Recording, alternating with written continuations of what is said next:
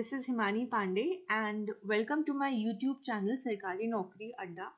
So as you all know that CDS examination is around the corner. So we have come up with a series named Previous Year Question Paper Practice जहाँ हम practice करेंगे previous year examinations जो है CDS की उनके questions को. ठीक है, तो ये वाला जो पेपर है जो 16 अप्रैल 2023 में आया था उसको हमने 4 पार्ट में डिवाइड किया है. टोटल 120 क्वेश्चंस है तो 30 क्वेश्चंस इन ईच पार्ट.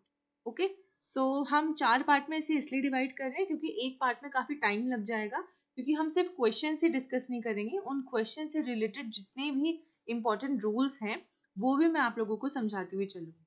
ठीक है, तो मेक श्योर करिए कि एग्जाम देने से पहले आप इस सीरीज को देख लीजिए ताकि आपको थोड़ा आइडिया लग जाए कि कैसे कैसे क्वेश्चंस आते हैं और आपको कैसे उसको टैकल करना है. ठीक है, तो लेट्स स्टार्ट. तो ये जो आपका एग्जाम है वो 2023 में कंडक्ट हुआ था. 16 अप्रैल 2023 की शिफ्ट है ये. तो आई गेस पैटर्न मैं ये मान के चल रही हूँ कि पैटर्न आप लोगों को पता है कि क्या नेगेटिव मार्किंग होती है, कितना टाइम अलाउड होता है. तो आई गेस ये आप लोगों को पता ही होगा. तो हम सीधा क्वेश्चन की डिस्कशंस में आते हैं. तो सबसे पहला यहाँ पे हमारे 10 क्वेश्चन कौन से हैं पार्ट्स ऑफ स्पीच के लिए. तो parts of speech is very important in this examination. इसके लिए मैं एक अलग से भी वीडियो बनाऊंगी तो आप वो देख लीजिएगा. ठीक है, यहाँ हम इन क्वेश्चन से कुछ कुछ रूल समझते हैं. Okay, so let's start. First is I like that boy. So इधर हमें दैट का पार्ट्स ऑफ स्पीच बताना है. ओके, सो दैट हमारा क्या है? दैट एक है डेमोन्स्ट्रेटिव प्रोनाउन. ओके, सो डेमोन्स्ट्रेटिव प्रोनाउन क्या होते हैं? Let's study that.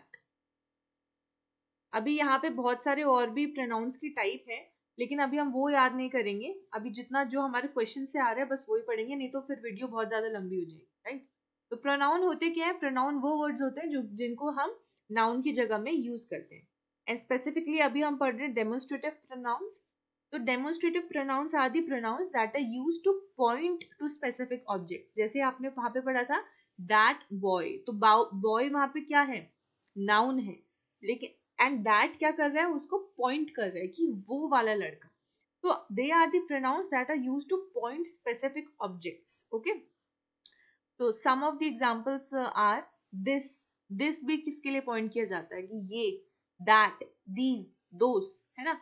तो ये सब जो है डेमोन्स्ट्रेटिव प्रोनाउंस होते हैं जो कि पॉइंट के लिए यूज किए जाते हैं, use to point to specific objects. Okay, तो यहाँ आपने देखा दैट हमारा क्या हो जाएगा? एक demonstrative pronoun. Okay, next question पे चलते हैं. Without health there is no happiness. Okay, without health there is no happiness. अब ये हैप्पीनेस क्या है? हैप्पीनेस हमारा है नाउन. ओके, नाउन क्या होता है ये हम देख लेते हैं. Noun are a part of speech that comprise words that are used to name people, places, animals, objects and ideas. ये आप लोगों को पता है. अब हमारा क्वेश्चन में कौन सा नाउन है? ये क्वेश्चन का पार्ट तो नहीं है, लेकिन फिर भी हम एक आपकी जनरल नॉलेज के लिए पढ़ लेते हैं कि हैप्पीनेस नाउन तो है, लेकिन कौन सा नाउन है. अब प्रॉपर नाउन्स में तो आप देखिए ये सारे नाम्स आ जाते हैं, जैसे कि रोज, ब्रूनो, मिन्स, ये सारे इंग्लिश वर्ड हैं. ये सारे जो नाम है जैसे राम, सीता वगैरह, ये सारे प्रॉपर नाउन्स में आएंगे. ठीक है, हैप्पीनेस जो होगा हमारा, तो हैप्पीनेस जो होगा वो हमारा क्या होगा? हैप्पीनेस हमारा होगा abstract noun. Any entity that cannot be perceived by the five senses of the human body are called as abstract noun. जैसे love, honesty, courage, freedom. तो अभी तो क्वेश्चन में बस ये पूछा है कि नाउन है. अगर ये ऑप्शन में आता है कि कौन सा नाउन है तो आप किस में टिक करेंगे? एब्स्ट्रैक्ट नाउन में टिक करेंगे. ठीक है, नेक्स्ट क्वेश्चन पे चलते हैं. You have no sense. अब नो हमारा क्या है? So no is a type of determiner. तो इधर थर्ड का क्या करेक्ट आंसर हो जाएगा? बी. डिटरमाइनर हम देखते हैं क्या है. तो यहाँ हम देखते हैं कि डिटरमाइनर आखिर होते क्या है.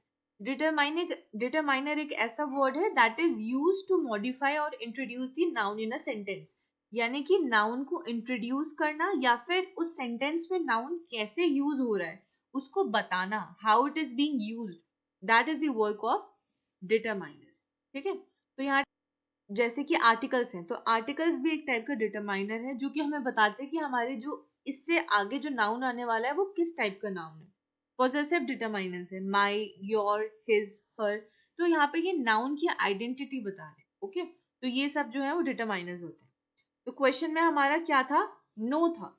तो नो वैसे तो क्वांटिफायर्स के अंदर आता है, लेकिन अगर ऑप्शन में आपको क्वांटिफायर ऑप्शन आ रहा है तो आप टिक करेंगे, लेकिन अगर जीरो डिटरमाइनर भी लिखा आ रहा है तो आप प्रेफरेंस देंगे जीरो डिटरमाइनर।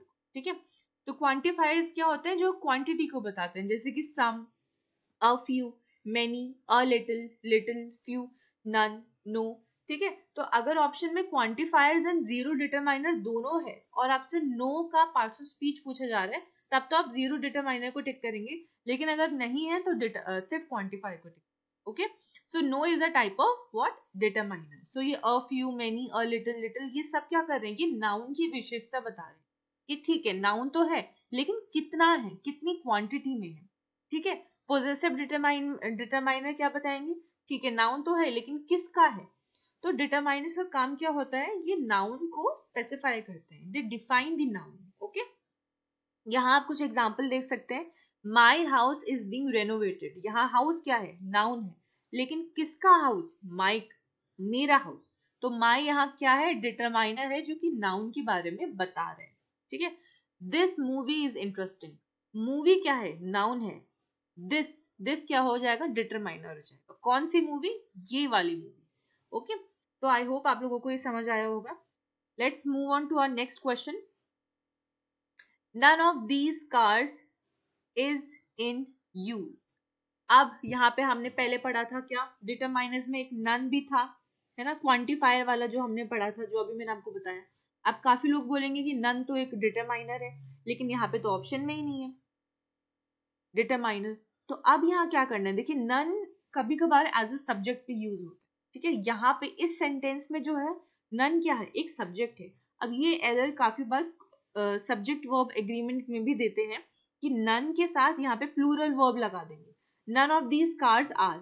अब काफी लोग सोचेंगे कार्स है तो प्लूरल है तो इसकी जगह आर लगा देंगे, लेकिन सब्जेक्ट यहाँ पे कार नहीं है, सब्जेक्ट यहाँ पे क्या है, नन है।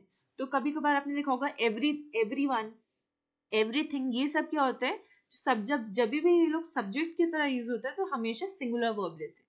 ठीक है, तो यहाँ पे नन जो है वो डिटरमाइनर नहीं है।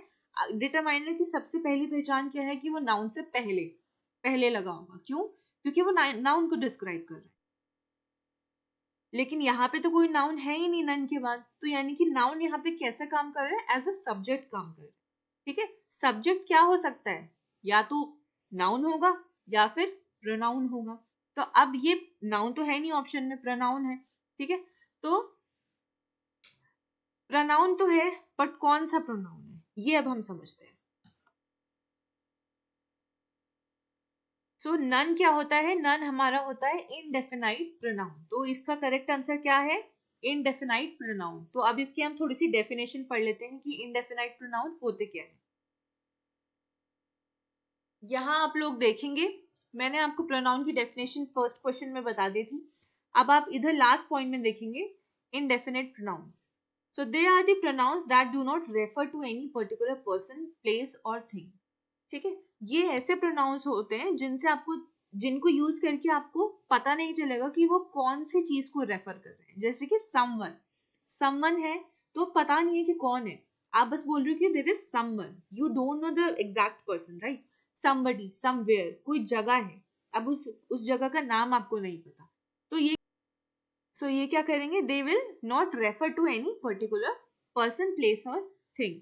तो यहाँ पे आप देख सकते हैं नन क्या आ जाएगा हमारा, एक इंडेफिनाइट प्रोनाउंस। और कौन कौन से है, फ्यू है, मेनी है, ईच है। अब जब भी ये सब जो वर्ड्स है एज सब्जेक्ट यूज होंगे। ठीक है, अगर सब्जेक्ट यूज होंगे, अब जैसे फ्यू है, फ्यू अभी हमने पढ़ा कि ये भी कौन सा डिटरमाइनर होता है, क्वांटिफाइड डिटरमाइनर है, ये किसी नाउन की क्वांटिटी को बताता है। तो जब भी ये नाउन से पहले लगा होगा फ्यू, तो उसको आप कैसे टिक करेंगे, डिटरमाइनर के ऑप्शन को आप क्लिक करेंगे। लेकिन जब भी फ्यू सब्जेक्ट की तरह यूज होगा, जैसे कि नन अभी सेंटेंस में सब्जेक्ट की तरह यूज हो रहा था, तो वहां पे आप क्या करेंगे, इनडेफिनेट प्रोनाउन। तो वहां पे आप क्या करेंगे, इनडेफिनाइट प्रोनाउन को टिक करेंगे। ओके, नेक्स्ट क्वेश्चन पे चलते हैं।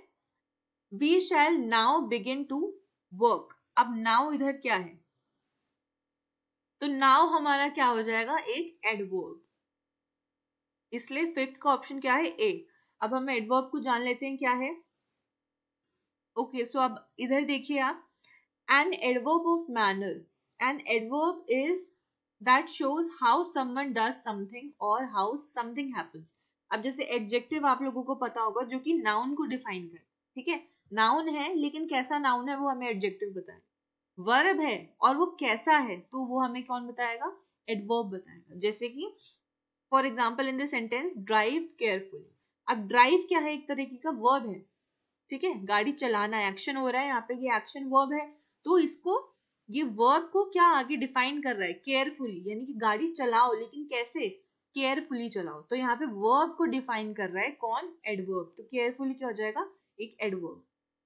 ही talks too fast, he talks, ठीक है, बातें कर रहा है लेकिन कैसे बातें कर रहा है, बहुत तेज बातें कर रहा है।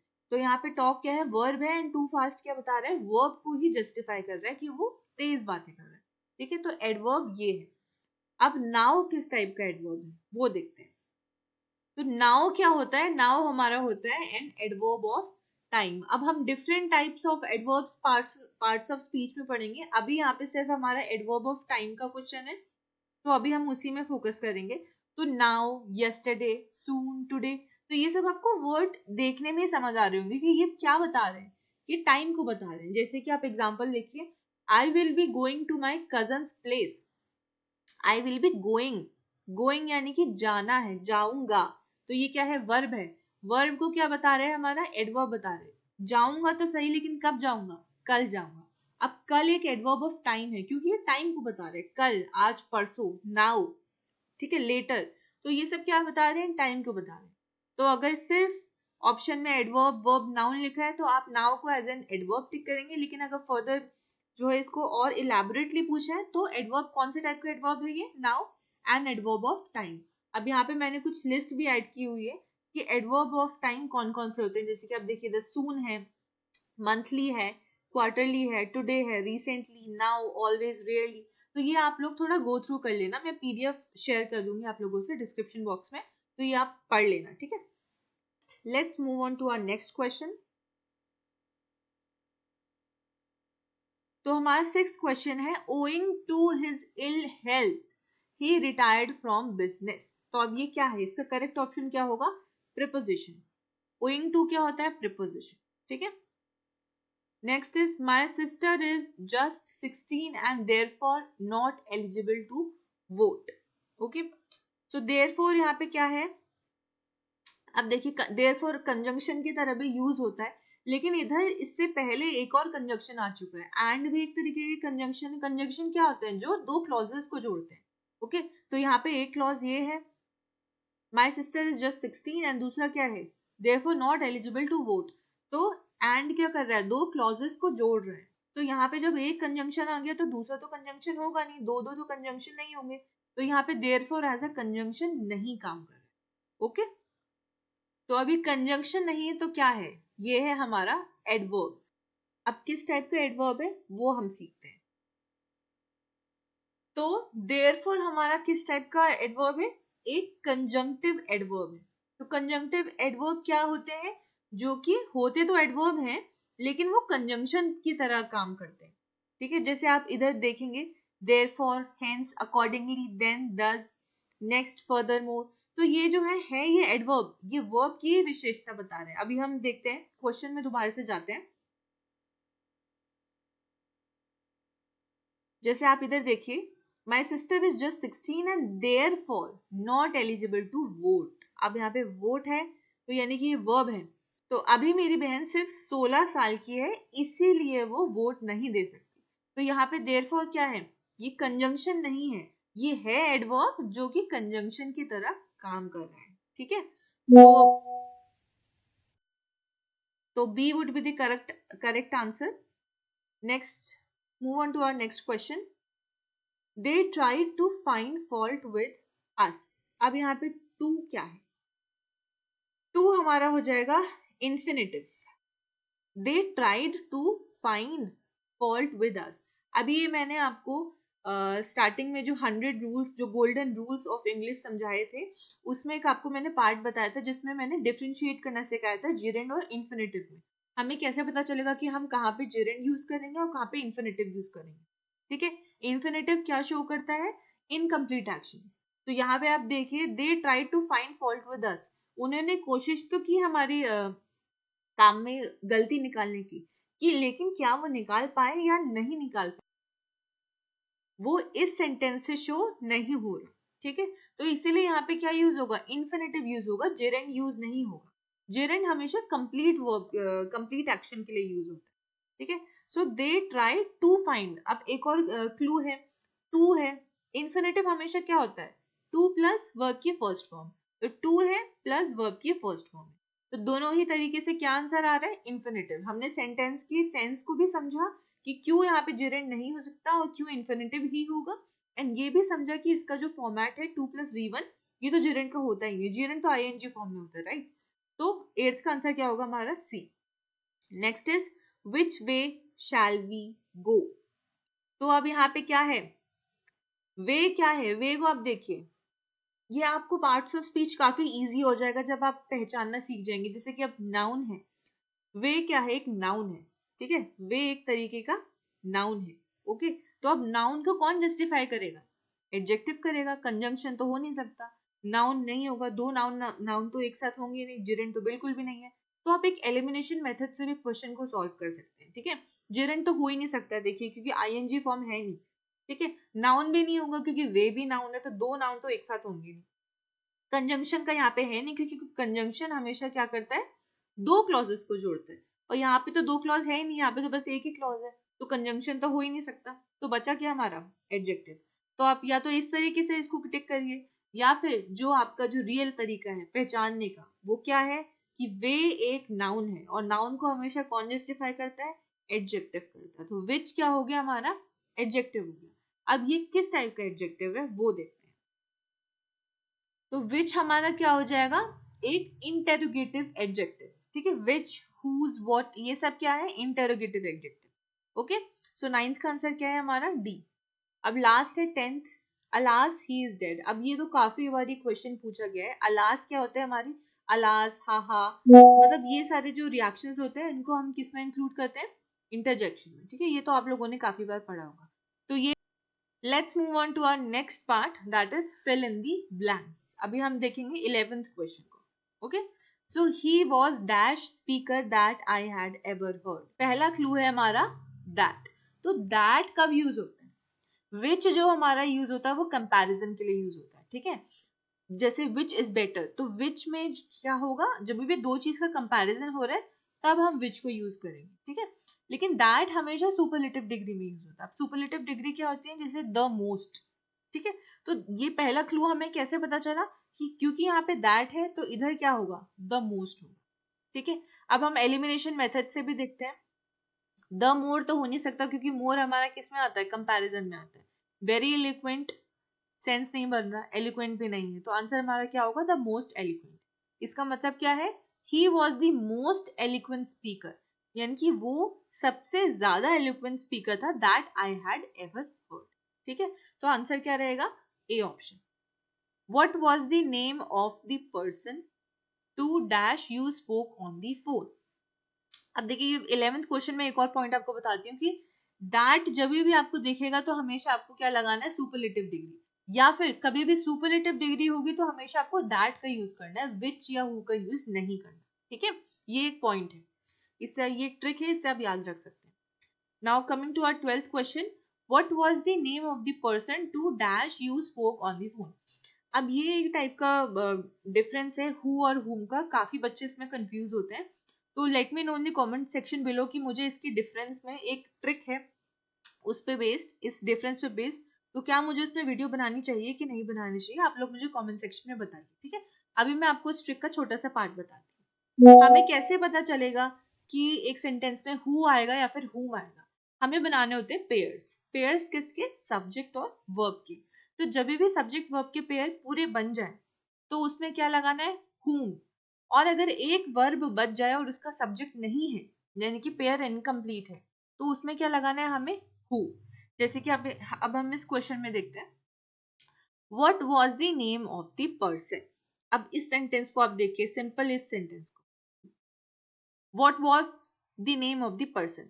अब इसमें हम कैसे ढूंढेंगे सब्जेक्ट एंड वर्ब, इसको उल्टा घुमा के, द नेम, अब ये क्वेश्चन है what was the name of the person, इसको आप आंसर कीजिए, the name of the person is was Himani.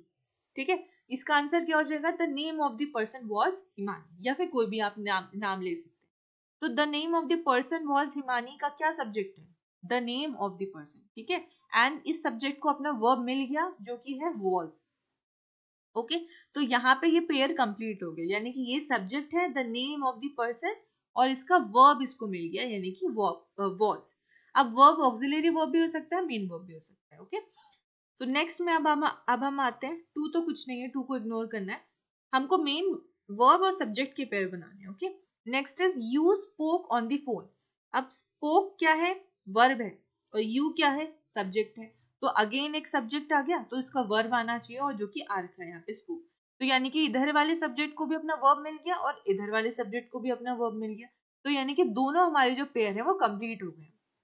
Complete हो गए यानी कि अब कोई वर्ब बचा नहीं है, और जब बचा नहीं तो हम क्या लगाएंगे, आंख बंद करके आपको whom पे टिक करना है। ओके, और अगर यहाँ पे वर्ब एक बचा होता जिसके पास कोई उसका सब्जेक्ट नहीं है, तब हम who लगाते। इसके हम एक दो एग्जांपल्स और देख लेते हैं, उससे आपको एकदम क्लियर हो जाए। ओके, पर ज्यादा टाइम नहीं है, तो हम सिर्फ ये 3 एग्जांपल्स ही समझते हैं। अब आप इधर देखिए, the person dash I met yesterday is my friend. अब इधर whom होगा कि who होगा, कैसे पहचानना, हमें क्या करना है, पेयर बनाने सब्जेक्ट वर्ब के। ये क्या है, पर्सन एक सब्जेक्ट है, ठीक है, इसे क्या चाहिए, इसका वर्ब चाहिए। तो क्या यहाँ पे वर्ब है, तुरंत बाद वर्ब है, नहीं है, लेकिन जरूरी नहीं है कि इसके तुरंत बाद ही वर्ब, हमें सेंटेंस में वर्ब और सब्जेक्ट के पेयर बनाने। जैसे कि यहाँ पे आई है, आई भी एक टाइप का एक सब्जेक्ट है, इसको इसका वर्ब मिल गया मेट। ठीक है, तो आई क्या है, मेट, आई को मिल गया इसका वर्ब, तो ये तो कंप्लीट हो गया। ठीक है, आई और मेट का पूरा हो गया।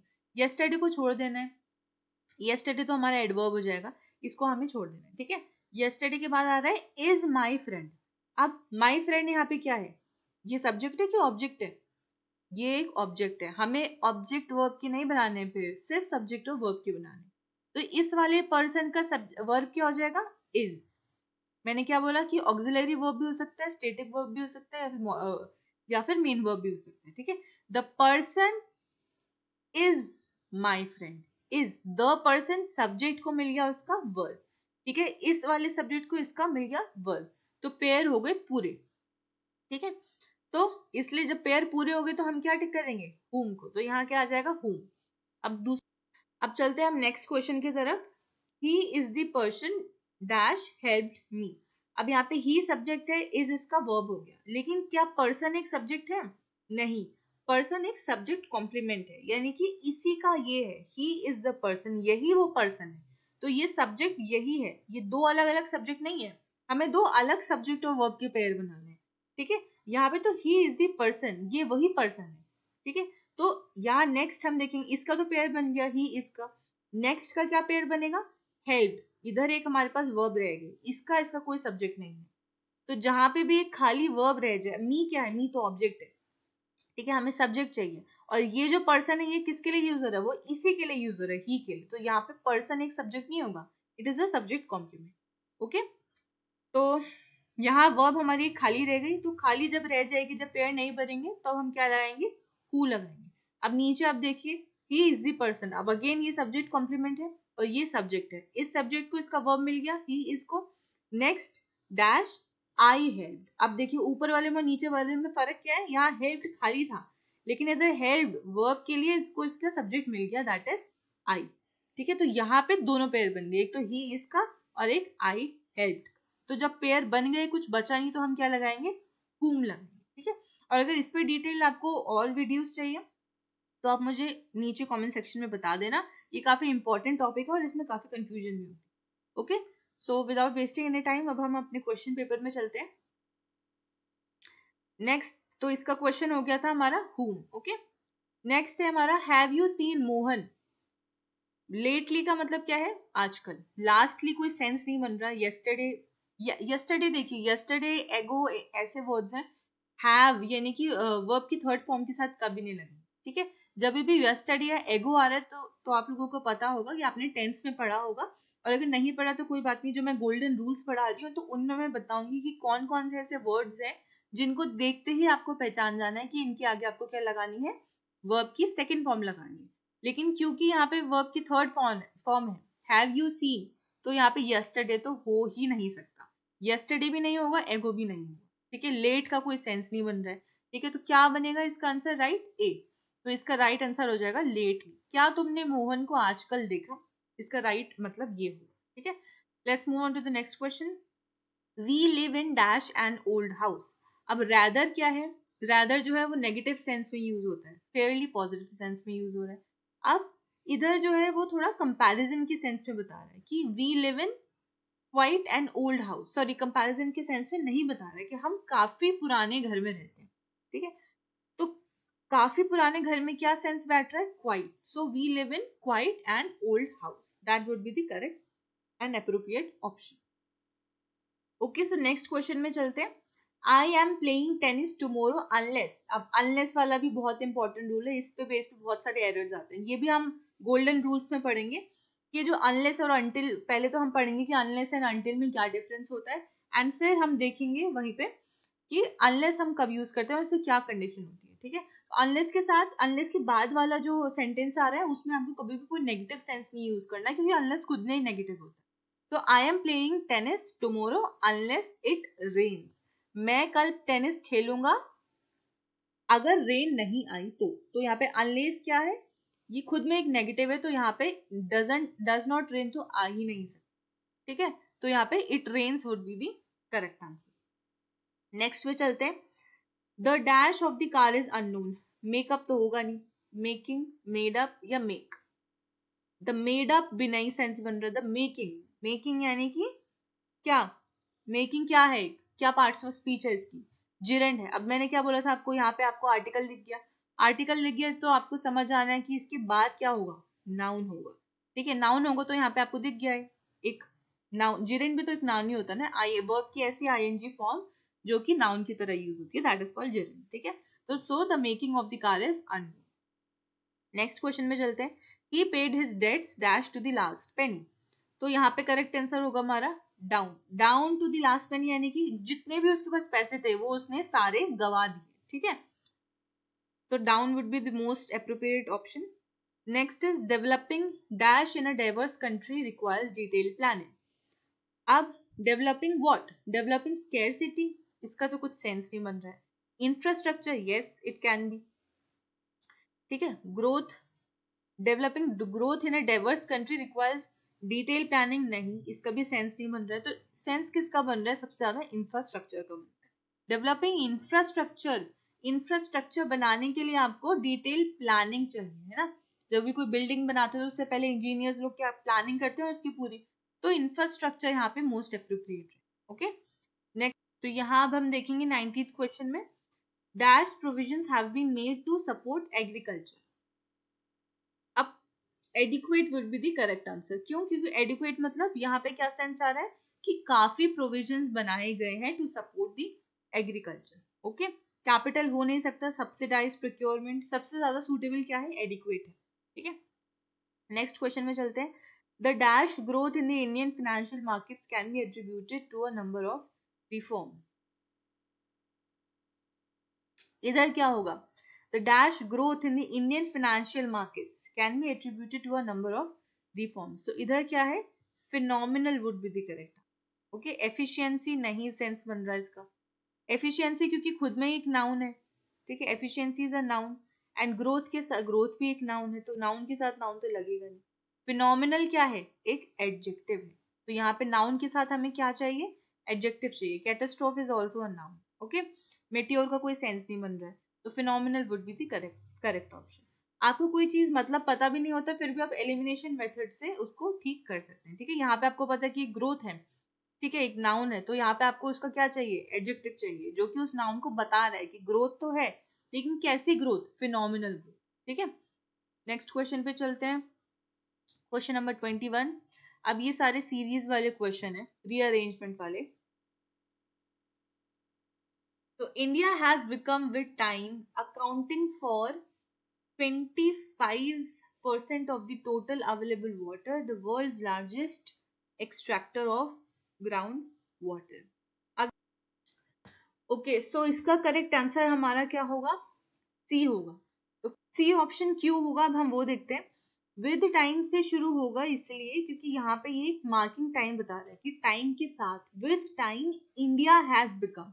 ओके तो आपको बस स्टार्टिंग पॉइंट देखना है, उसके बाद काफी इजी हो जाता है। विद टाइम यानी टाइम के साथ India has become the world's largest extractor of ground water accounting for. अब देखिए यहाँ पे हम बता दिया कि इंडिया की रैंक क्या है। India is the world's largest extractor of ground water.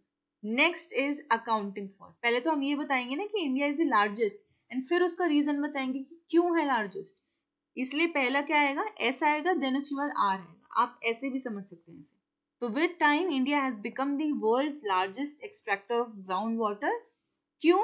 Accounting for 25% of the total available water. Okay so ये आपको ऐसे ट्रिक से याद रखना है। ये आप जितनी प्रैक्टिस करेंगे उतना आपको समझ में आएगा। Next is present existential perils all over the world, the extremes of climate change. Okay so इसको अब हम देखते हैं।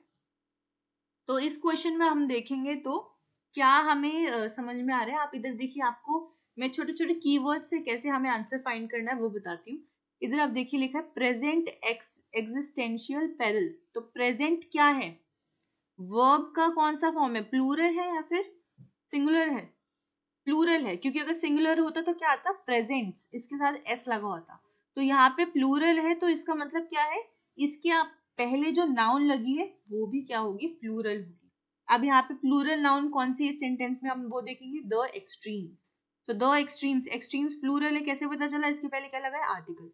तो अब प्लूरल नाउन है तो इसको क्या चाहिए? प्लूरल ही वर्ब चाहिए। तो यानी कि आर के बाद क्या आएगा हमारा? पी। अब आप सीधे ऑप्शन में देखिए, आर के बाद क्या पी है? कहीं यहाँ है। आर के बाद पी इधर है। तो अब हम इसे देखते हैं। ये अभी हमारा आंसर नहीं हुआ, ये हम देख रहे हैं कि कैसे हम ढूंढते हैं कि करेक्ट आंसर क्या है। आर के बाद पी, हमें ये तो पता चल गया। अब हम क्यू पहले लगा के देखते हैं कि क्या कोई सेंस बन रहा है। तो देखते हैं।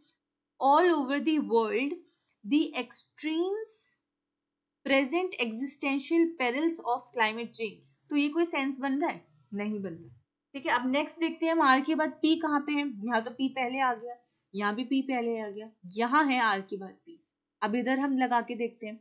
आर क्या है? The extremes, S the extremes of climate change. अब यहाँ पे थोड़ा सेंस बन रहा है। The extremes of climate change present existential perils all over the world. अब यहाँ पे ये सेंस बन रहा है तो करेक्ट आंसर क्या हो जाएगा? ए। कैसे? नाउन तो वही है, वर्ब भी वही है, बट बीच में ये ऑफ क्लाइमेट चेंज, ये इसको एक्सट्रीम को डिफाइन कर रहा है। ठीक है, द एक्सट्रीम्स किसके? Of climate change. ठीक है, प्रेजेंट। तो आप ऐसे छोटे छोटे ट्रिक से भी इसको सॉल्व कर सकते हैं। तो नेक्स्ट क्वेश्चन पे चलते हैं। The company forecast aviation market amongst the G20 countries that India will be the fastest growing. Okay, अब यहाँ हम देखेंगे द कंपनी फोरकास्ट। ठीक है, कंपनी सिंगुलर है तो यहाँ पे क्या है? एस लगा है। ठीक है, company forecast what? That India will be the fast growing. अब यहाँ पे दैट क्या बता रहा है? दैट बीच का है ना, ये India will be the fastest growing and the company forecast को जोड़ रहा है, कंजंक्शन की तरह काम कर रहा है। तो the company forecast that India will be the fastest growing aviation market. Okay, fastest growing aviation market. अब आप मुझे ये बताइए कि ये ग्रोइंग, फास्टेस्ट ग्रोइंग क्या है? क्या एक जुरेंड है या फिर ये एक पार्टिसिपल है? ठीक है, ये आप कमेंट सेक्शन में मुझे बताइए। अगर आपने मेरा गोल्डन रूल्स वाला जो है वो वीडियो देखा है तो उसमें मैंने बता रखा है कि कैसे हमें डिफरेंशिएट करना है। जुरेंड क्या है, इन्फिनेटिव क्या है, और हमारा पार्टिसिपल क्या है। ठीक है, तो एविएशन मार्केट, ये मैं आपको हिंट दे देती हूँ कि एक नाउन है, तो नाउन से पहले क्या लगेगा? एडजेक्टिव लगेगा। ठीक है, तो अब एडजेक्टिव आईएनजी फॉर्म वाला कौन सा होता है आपको मुझे बताना है कि क्या जेरेंड है या फिर ये पार्टिसिपल है। तो अभी हम इस क्वेश्चन में देखते हैं। The company forecast that India will be the fastest growing aviation market amongst these G20 country. Okay, तो इसका आंसर क्या आ जाएगा? PSQR। PSQR, so B would be the correct answer. ठीक है, नेक्स्ट चलते हैं। नियर विलेजेस और herder camps, shangdongs are traditional stone walls usually built trapping pits with inverted funnel shaped. Okay, so काफी लोग ना ये डिफिकल्ट वर्ड्स देख के डर जाते हैं, बट बेसिकली हमें छोटी छोटी चीजें देखनी होती हैं, जैसे फोरकास्ट दैट, ये आ गया, हमने ऊपर पढ़ा कि ये प्लूरल है, तो हमें ये छोटी छोटी चीजें नोटिस करनी होती है। ठीक है, इतने वर्ड्स में नहीं जाना है, और जरूरी नहीं आपको इन सबके वर्ड्स के मतलब पता होने चाहिए, आपको वो कनेक्टिंग लिंक्स ढूंढने जो कि इसको एक मीनिंगफुल सेंटेंस में कन्वर्ट कर। ओके,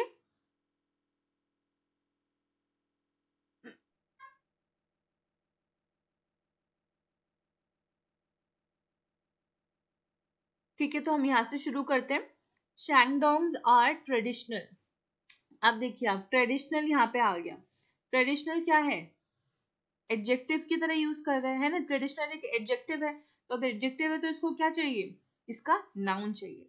तो नाउन चाहिए, तो यहाँ नियर विलेजेस तो नाउन नहीं आ रहा है ना, क्या हो सकता है? स्टोन वॉल्स हो सकते हैं, ट्रैपिंग पिट्स भी हो सकते हैं, है ना, तो या तो आर होगा क्यू के बाद, या फिर एस होगा।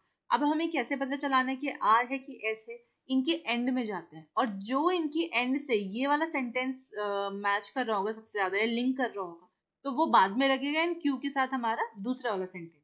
जैसे कि लेट सपोज हम ट्रेडिशनल के साथ सबसे पहले लगाते हैं स्टोन वॉल्स को। ठीक है, the shangdongs are traditional stone walls usually built usually built trapping pits, नहीं, इसका कुछ सेंस नहीं आ रहा है। यूजुअली बिल्ट नियर विलेजेस और हर्डर कैंप्स, ट्रैपिंग पिट्स, फिर ये अलग सब सेंटेंस ब्रेक हो रहा है ना।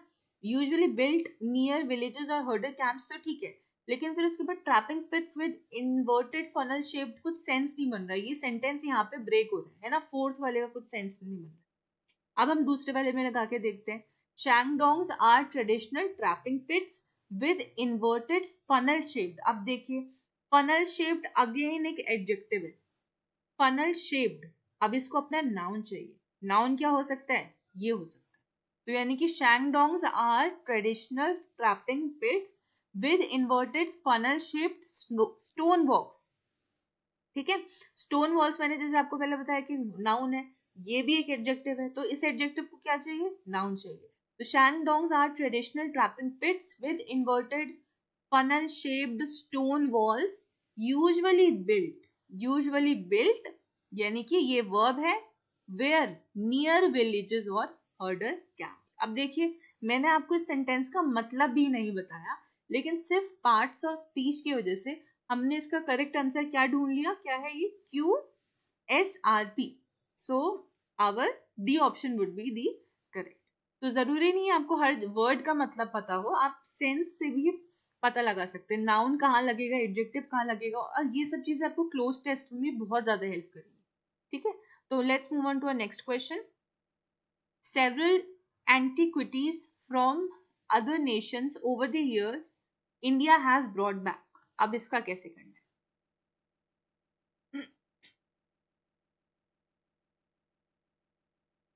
अब हम क्या करते हैं, शुरुआत हम करते हैं जो सबसे ज्यादा हमें इजी लग रहा है, इंडिया हैज ब्रॉट बैक। ये सबसे ज्यादा लग रहा है कि इसी से सेंटेंस शुरू हुआ होगा, इसलिए हम यहाँ से शुरू करते हैं। India has brought back, India क्या है? नाउन है। हैज ब्रॉट बैक क्या हो जाएगा हमारा? वर्ब हो जाएगा। ब्रॉट बैक अब वर्ब है, सब्जेक्ट है, वर्ब है, तो उसके इसको ऑब्जेक्ट चाहिए, और ऑब्जेक्ट क्या होते हैं? मैंने बताया था नाउन, नाउन या फिर प्रोनाउन। अब इन दोनों में से देखना है, पी और क्यू में से, इनमें से नाउन किससे शुरू हो रहा है? तो यानी कि आर एस तो हमारा हो गया। अब देखिए, सिंपल आप ये भी देख सकते हैं कि आर एस से शुरू हो रहा है, तो अब इधर ऑप्शन से देखिए, आर एस में बस एक ही ऑप्शन है, आर एस पी क्यू, तो अब सीधा पी क्यू लगा के देखिए, आर एस तो हो गया, India has brought back several antiquities from other nations over the years, तो करेक्ट आंसर हमारा ए हो जाए। हमें आगे देखने की भी जरूरत नहीं पड़ी, सीधा हमने ऑप्शंस को देख के लगा लिया। ठीक है, लेकिन एक बार हम दोबारा से इसका पार्ट्स ऑफ स्पीच से भी समझ लेते हैं। अब मैंने क्या बोला कि हमें एक ऑब्जेक्ट की जरूरत है, ऑब्जेक्ट क्या होगा? नाउन होगा। अब सेवरल एंटिक्विटीज भी नाउन है, ठीक है, एंड नेशंस भी नाउन है, तो अब कैसे लगेगा? लेट सपोज हम नेशन लगा के देखते हैं, इंडिया हैज ब्रॉड बैक, अब देखिए अब मैं यहाँ पे आपको कुछ मतलब नहीं समझा रही हूँ, सिर्फ मैं आपको पार्ट्स ऑफ स्पीच की वजह से समझा रही हूँ, कि मतलब उसकी बेसिस में समझा रही हूँ, ठीक है। तो India has brought back nations over the years, sense ठीक लग रही है, India has brought back nations over the years, लेकिन ये तो ठीक है, आर एस पी क्यू तो ठीक है, लेकिन P several antiquities from other, ये कुछ सेंस बन रहा है, यहाँ पे सेंटेंस ब्रेक नहीं हो गया, India has brought back nations over the years several antiquities from other, ये कुछ सेंस नहीं बन रहा है ना। तो अब दूसरा हम नाउन यूज करते हैं, पी वाला, India has brought back several antiquities from other nations, from other कहाँ से मंगाए, फ्रॉम अदर नेशंस, तो यहाँ ये सेंस बन, ठीक है, India has brought back R S P Q, okay, तो ये हमारा सही आंसर होगा। नेक्स्ट चलते हैं, the Aravali hills ranges of the Yamuna river and are spread out over the natural landscape of biodiversity.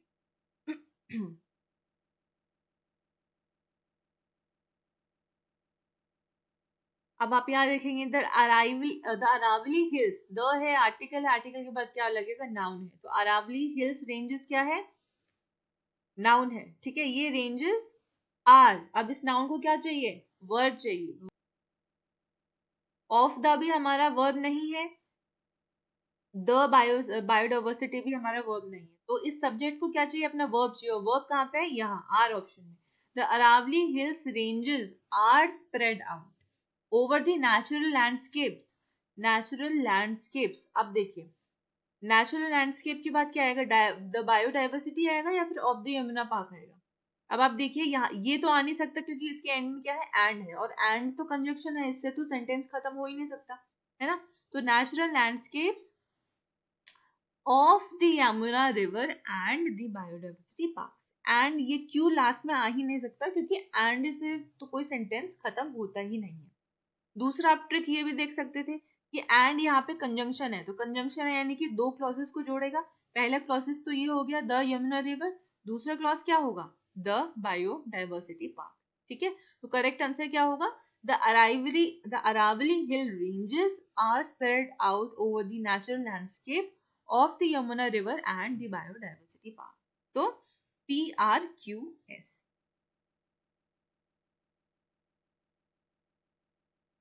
PRQS गलत है क्या,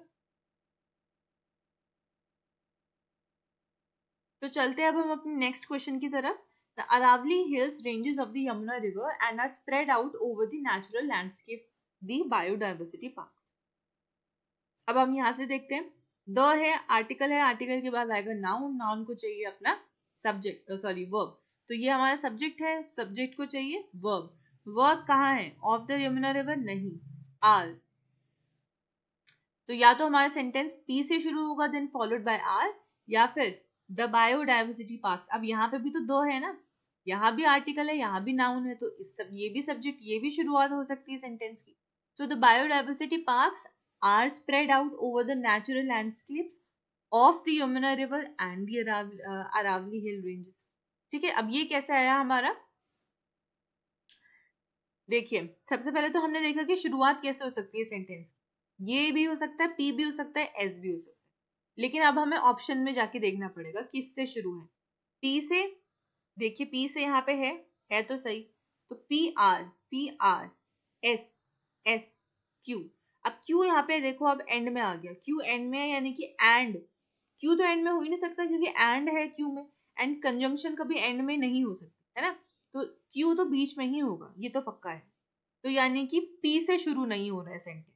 नेक्स्ट एस से शुरू हो सकता है, एस से भी एक ऑप्शन है, लेट्स सी इसको देखते हैं ये कैसा है, एस से देखेंगे, the biodiversity parks are spread out over the natural landscapes of the Yamuna river and the Aravali hill ranges, अब यहाँ पे क्या है, एंड जो है वो कंजंक्शन है, कंजंक्शन क्या करेगा, दो क्लॉजेस को जोड़ेगा, तो पहला क्लॉज है द यमुना रिवर और दूसरा क्लॉज है द अरावली हिल रेंजेस, तो यहाँ पे क्या हो जाएगा, ये ग्रामेटिकली करेक्ट।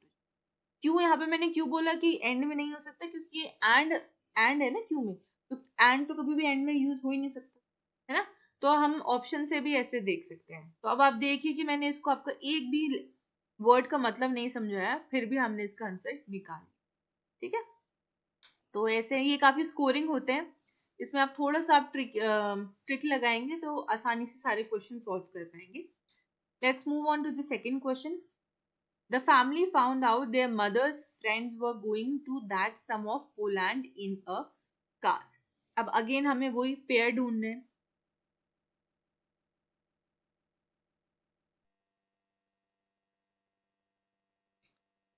तो अब देखिए, जब हमने ये सेंटेंस पढ़ा तो सीधा मेरी नजर कहाँ गई? टू पे. और जैसे मेरी नजर जा रही है वैसे आपकी भी जाएंगी जब आप बार बार प्रैक्टिस करेंगे. ठीक है, तो आप लिंक ढूंढना शुरू कर देंगे. वर गोइंग टू, अब यहाँ पे टू प्रीपोजिशन है, तो यानी कि वो जा रहे थे. अब कहाँ जा रहे थे? तो जगह का नाम इस सेंटेंस में कहाँ है? पोलैंड.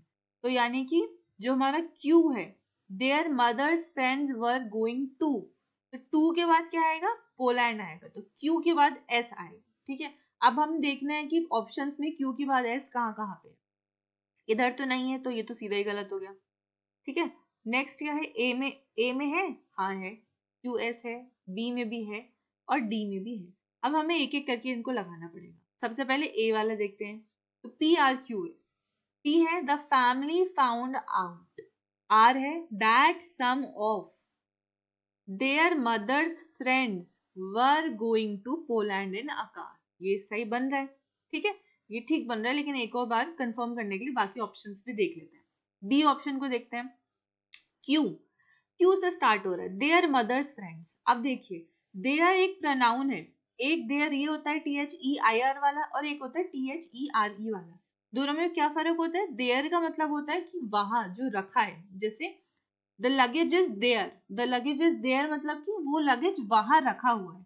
तो वहां जो आता है, जब जगह की बात बताता है, तो क्या कौन सा देयर हम यूज करेंगे? T H E R E वाला.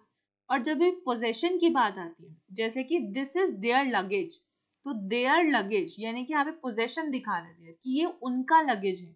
तो जब पोजेशन के सेंस में आएगा तो T H E I R वाला लगेगा.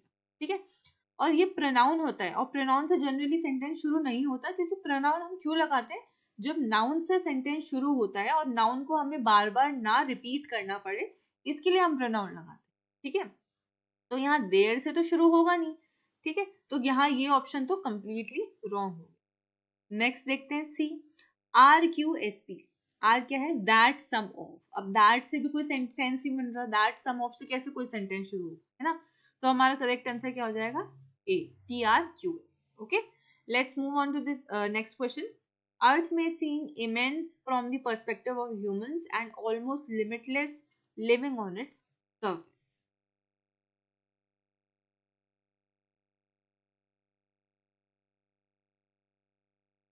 तो इधर आप देखिए, सीधा मेरी नजर कहाँ गई? एंड कंजंक्शन पे. अब एंड है, कंजंक्शन है, तो दो को जोड़ेगा, पैरेललिज्म होगा. यानी कि अगर इसके राइट साइड में नाउन है तो लेफ्ट साइड में भी नाउन होगा. तो एंड ऑलमोस्ट लिमिटलेस. लिमिटलेस क्या है? नाउन है, यानी कि किसी के बारे में बता रहे हैं ना आपको. ये क्या है? किसी के स्टेट के बारे में बता रहे हैं आपको. ये एंड इट्स ऑलमोस्ट लिमिटलेस. तो स्टेट के बारे में भी जब बताते हैं तो क्या होता है? नाउन होता है. तो यानी कि इसके पहले भी क्या लगेगा? नाउन लगेगा. तो इधर आप देखिए क्या है नाउन? अर्थ में सीम इमेंस. अर्थ में सीम इमेंस एंड ऑलमोस्ट लिमिटलेस. यहाँ पे अर्थ की ही दो क्वालिटीज बताई जा रही है कि अर्थ में सीम इमेंस एंड ऑलमोस्ट लिमिटलेस. ठीक है, तो यानी कि पी के बाद क्या आएगा हमारा? आर. अब हम देखने हैं पी के बाद आर कहाँ कहाँ आ रहा है. इधर भी आ रहा है, ए में, सी में भी आ रहा है. ठीक है, बी में भी आ रहा है. तो एक एक करके देखते हैं. पी क्यू आर एस को देखेंगे तो अर्थ में सीम इमेंस. ठीक है, from the perspective of humans and almost limitless. ये थोड़ा सा इसका सेंस नहीं बन रहा है. Living on it surface. ठीक है, लिविंग ऑन इट सर्फेस. देखो, अब लिविंग ऑन इट सर्फेस हमें क्या बता रहा है? ये किसी के बारे में बता रहा है. ठीक है, ये एक एडजेक्टिव है कि जैसे आप देखिए, from the perspective of humans living on it surface. किसके पर्सपेक्टिव से? ह्यूमंस के पर्सपेक्टिव से, जो कि सरफेस में रह रहे हैं. ठीक है, तो यहाँ पे ये एडजेक्टिव का काम कर रहे हैं. तो इधर यानी कि क्यू और एस एक साथ होंगे, पी और आर एक साथ होंगे. तो इधर आप देखिए कौन से ऑप्शन में है? Q S P are. ये सी ऑप्शन है. तो सी ऑप्शन हमारा करेक्ट होगा. इसको लगा के देखते हैं. From the perspective of humans living on it surface. ये लिविंग ऑन इट सर्फेस किसके बारे में बता रहा है? ह्यूमंस के बारे में बता रहा है कि उनके पर्सपेक्टिव से किसके पर्सपेक्टिव से? ह्यूमंस जो कि सरफेस में रहते हैं, अर्थ में सीम इमेंस एंड ऑलमोस्ट लिमिटेड। ठीक है, तो ऐसे आपको जोड़ के बनाना है। Next is in term of trading volumes have grown substantially, market capitalization and turnover, the Indian financial market. Okay.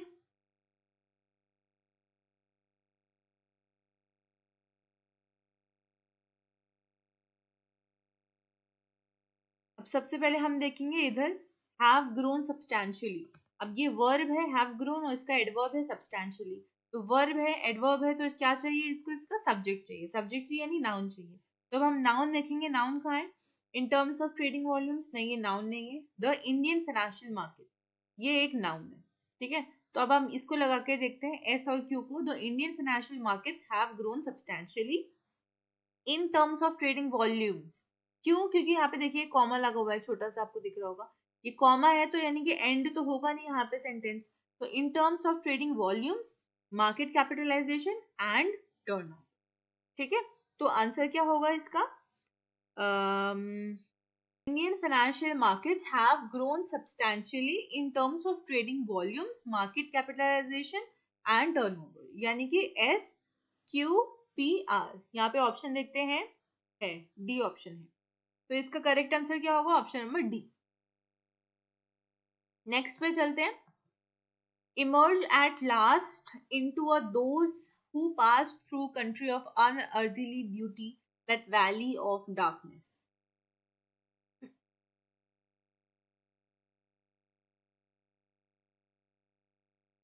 यहाँ पे हम देखेंगे, जब आप फर्स्ट लाइन पढ़ेंगे, इमर्ज एट लास्ट इनटू अ यहाँ पे आ गया, यानी कि हमें बहुत बड़ी हिंट मिल गई है। आर्टिकल है तो अब हमें क्या चाहिए? इसका नाउन चाहिए। अब और नाउन कैसा चाहिए? सिंगुलर चाहिए, क्योंकि अ है। तो अब देखते हैं, हम नाउन ढूंढते कहाँ है। Emerge at last into a those, those ये तो कोई सेंस नहीं बन रहा, दोज कोई नाउन नहीं है। कंट्री एक नाउन है। Next is the that value of darkness, that अ के बाद दैट नहीं लगेगा, है ना। अ के बाद हमें नाउन चाहिए, तो क्या सेंस बनेगा? Emerge at last into a country of unearthly beauty, यानी कि पी एंड आर का कॉम्बिनेशन बन रहा है। अब इससे हम करते हैं, इमर्ज से तो स्टार्ट होगा नहीं सेंटेंस, क्योंकि ये तो क्या है? एक वर्ब है, तो वर्ब को पहले सब्जेक्ट भी तो चाहिए ना, तभी तो स्टार्ट होगा। तो अब आप यहाँ से देखिए, those who passed through that valley of darkness emerge at last into a country of unearthly beauty. तो यहाँ अब एक सेंस बन रहा है, वो जो कि पास थ्रू करते हैं उस वैली ऑफ डार्कनेस को, they emerge at last into a country of unearthly beauty. तो हमारा क्या आंसर बन रहा है? QSPR। ओके, इसको हम ऑप्शन से भी कर सकते थे। जैसे कि हमने पहले ये पता लगा लिया कि अ के बाद क्या लगेगा? नाउन लगेगा। तो यानी कि पी के बाद क्या है? हमारा आर है। तो अब हम ऑप्शन देखेंगे, तो पी के बाद आर कहाँ कहाँ है? एक ऑप्शन ए में है, और इस सी में तो नहीं है, इसमें आर पहले है। पी के बाद ऑप्शन एक बी में भी है और डी में नहीं है। तो ए और बी को हम चेक करते हैं।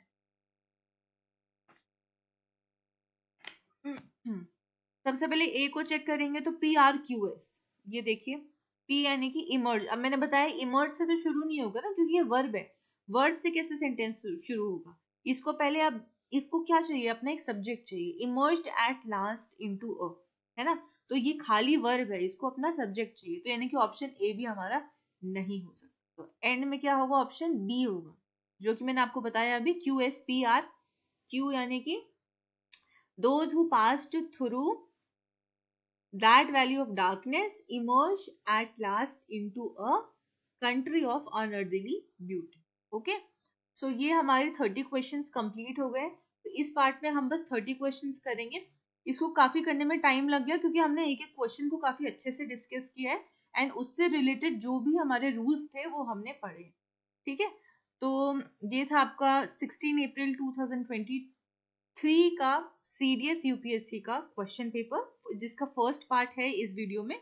आगे हम इसको 3 और पार्ट में कवर करेंगे। जो नेक्स्ट 30 क्वेश्चंस हैं हम नेक्स्ट लेसन में करेंगे। ओके, सो आज के लिए बस इतना ही। So if you like this video, then subscribe to my YouTube channel, follow me on Instagram for regular updates, and click on the bell icon for the same on YouTube. Thank you.